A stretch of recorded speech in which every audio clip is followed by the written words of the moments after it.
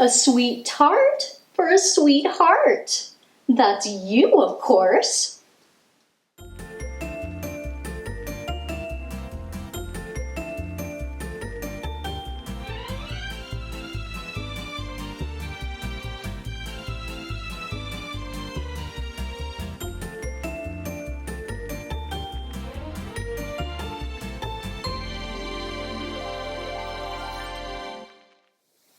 Hello, my dears! Your favorite baking spaniel is back with yet another delightful new recipe to share. Today, we will be making a delicious raspberry curd tart, complete with a rich and buttery chocolate shortbread crust. Goodness me! I can't wait to try this one out. Let's get started! Our first step will be to make the base for our tart. In a large mixing bowl, we will add 113 grams of unsalted butter.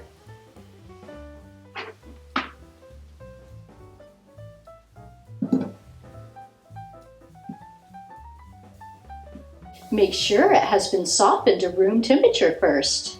Add in 50 grams of granulated sugar.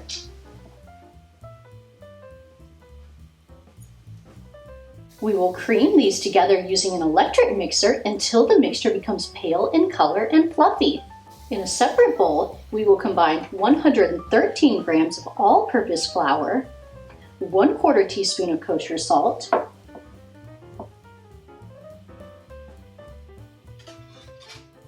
salt never wants to come out, and 20 grams of cocoa powder.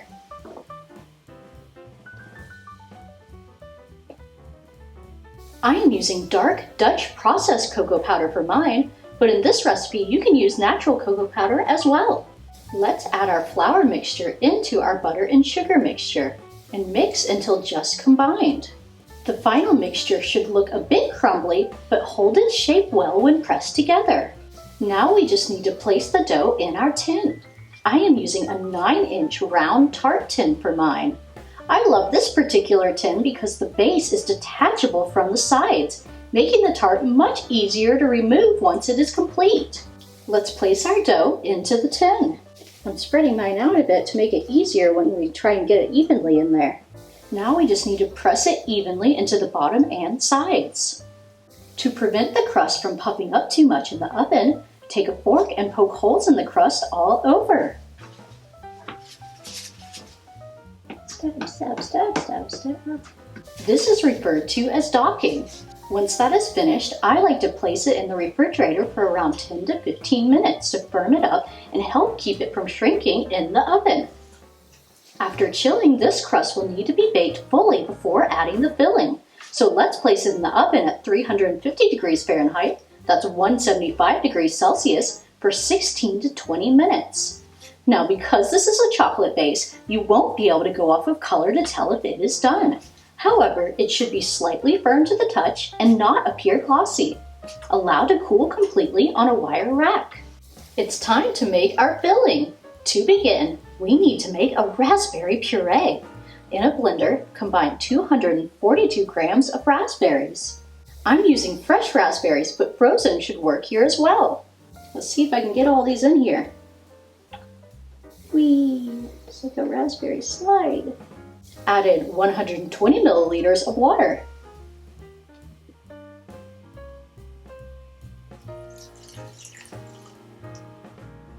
Alright, now we just need to blend this until it is smooth.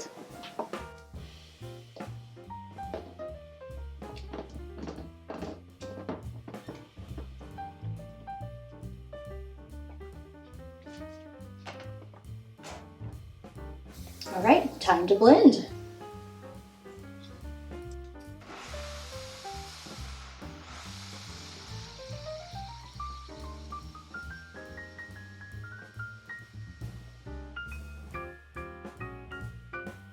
Even though I know it's going to make a loud noise every time, it still always startles me.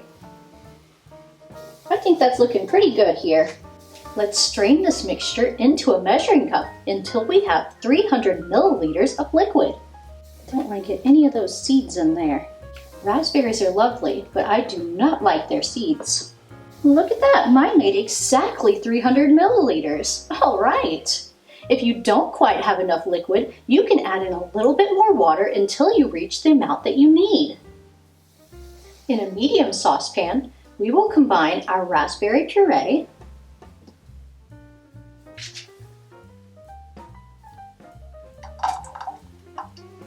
,38 grams of cornstarch,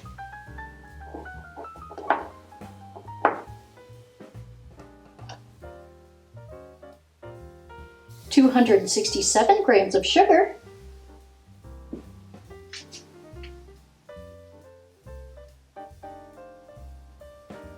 ¼ teaspoon salt, and 60 milliliters of lemon juice.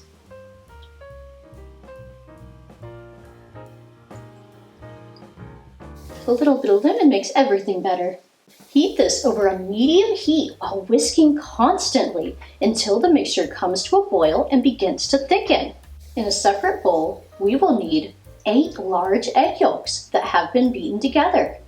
Very carefully add in about 1/3 of the fruit mixture into the eggs while whisking constantly. This is called tempering the eggs, and it helps bring them slowly up to the same temperature to avoid causing the eggs to overcook and scramble. Once that is well combined, we will add the egg mixture back into the saucepan and continue cooking over a medium heat until the mixture returns to a boil. Once boiling, continue to cook for another 3 minutes. You will need to whisk constantly during the entire process to ensure the mixture cooks evenly. Once finished, remove from the heat and stir in 85 grams of cubed butter. I also like to strain the mixture at this point to ensure that there are no lumps in the curd. The mixture is quite thick, so this process can be a bit time-consuming, but I promise it is well worth it in the end. All right, now that our raspberry curd is complete, we just need to pour it into our tart shell. Oh, doesn't that look delicious? Make sure to smooth it out nice and even. Well, isn't that lovely? Unfortunately, we can't enjoy this treat just yet, as the filling needs to set completely. Gosh darn!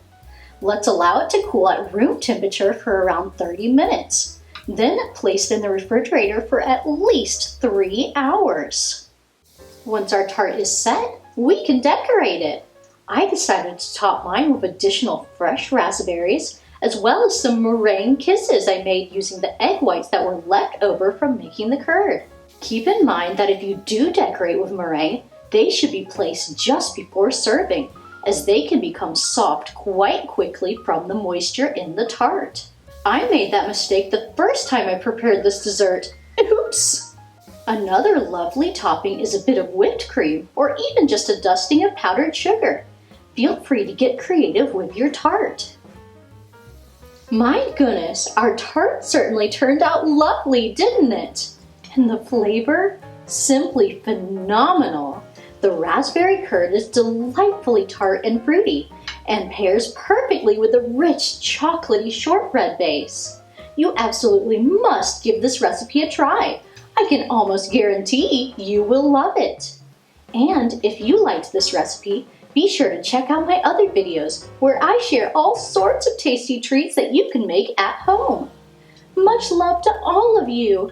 Until next time, mwah! I want to eat you now. Gotta wait. Waiting. It's the hardest tart.